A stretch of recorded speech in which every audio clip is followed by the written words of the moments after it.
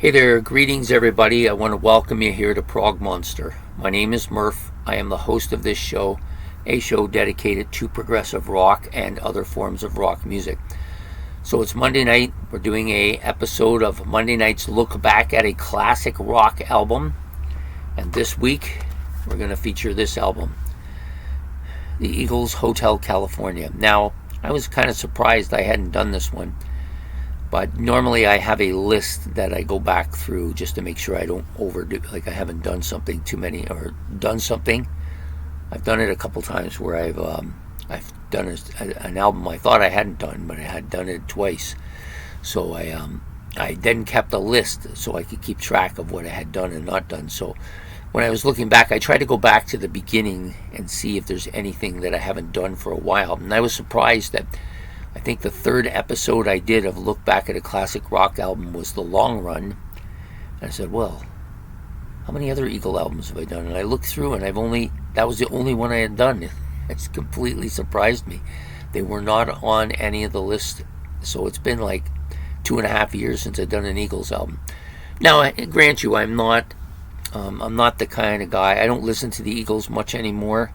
Kind of grown away from them. Not that there's anything wrong with them, but many people have said this and made comments on my comments board about how, yeah, I love this band, but I just never listen to them anymore. Oh, this is one of those bands. I just don't really listen to them much anymore. Although today I did listen to this. So, and if I do go back, I usually go back to The Long Run. That's normally the one I go back to. But today we're doing Hotel California. So this album was released December the 8th, 1976.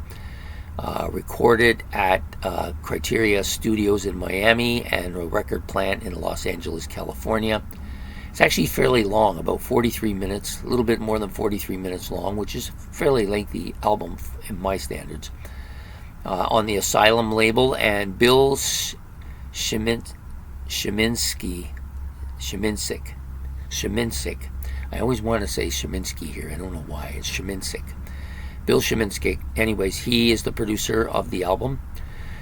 Featured on this album, the 5 members of the band: Don Felder on guitar, pedal steel guitar, and backing vocals.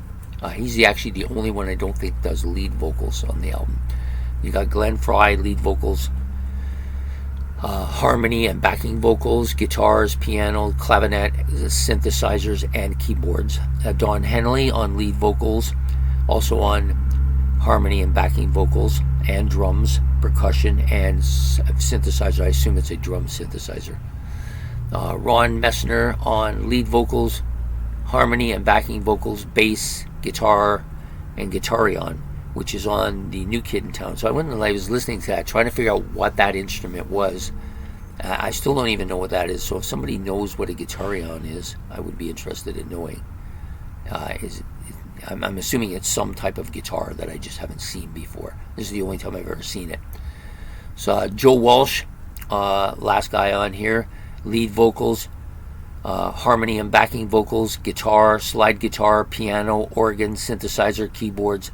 Most of them doing little bits and pieces with all these other instruments. Primarily, Joe Walsh, Glenn Frey, and Don Felder playing mostly guitars, and you get Glenn Frey playing a lot of different stuff most of the time too. So yeah, really solid album. Many people think this is one of the greatest albums of the 70s. I'm not going to disagree. To me, it whenever I think of this album, I think of albums like Fleetwood Mac's Rumors, big albums like that aren't like heavy albums, but well liked. Some Paul McCartney and Wings stuff as well. Yeah. Anyways, this is kind of a country-ish album. Has more of a country flair to it than I think than you get on The Long Run, but it's still not. It may be one of the more rockier albums that they have. So the first track, Hotel California, is without a doubt one of the classic rock songs of that generation. Everybody knows that song. New Kid in Town, another big hit for them. I think it also is a little bit more countryish, but I actually kind of like this song. It might be my favorite on the album. Then you got Life in the Fast Lane, which is more of a heavier song. I wouldn't call it a heavy hard rock song or anything, but a lot heavier than most of their stuff. Another real catchy song. So those are the kind of the big three songs on the album that everybody pretty much knows. And then you got Wasted Time, another decent song with the reprise following it. Then you got Victim of Love, another kind of heavier track in the same kind of vein as Life in the Fast Lane.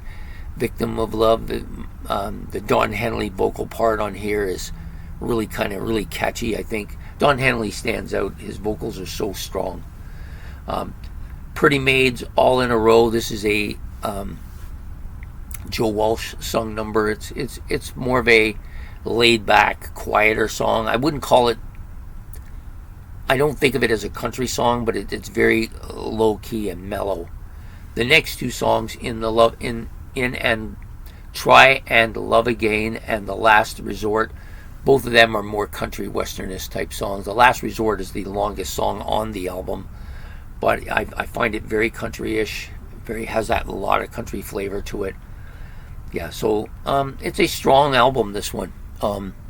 There's no doubt about that. Many consider their best album. I ain't gonna argue with it. It's not my favorite album, but I concede that it's probably their best album. Very well-known album and gets a lot of airplay. The Eagles are one of those bands that you can't just play their music online either. They tend not to go for that. So anyways, very strong album. I hope you've enjoyed this. It says here that it was released on Elektra as well, but I don't remember that, although this one has Elektra Asylum. I always thought it was just Asylum. But anyways, there you have it. Hotel California by the Eagles. Our look back at a classic rock album this week. So I hope you've enjoyed this episode. If you have, please hit the like. Please hit the like and subscribe. It's much appreciated. Any comments about the album you can put in the comment section below. Don't forget to hit the notification bell so you don't miss next week's episodes. And we will see you then. We'll see you next Monday with another look back at another classic rock album. So have yourself a good day and a good night. Take care.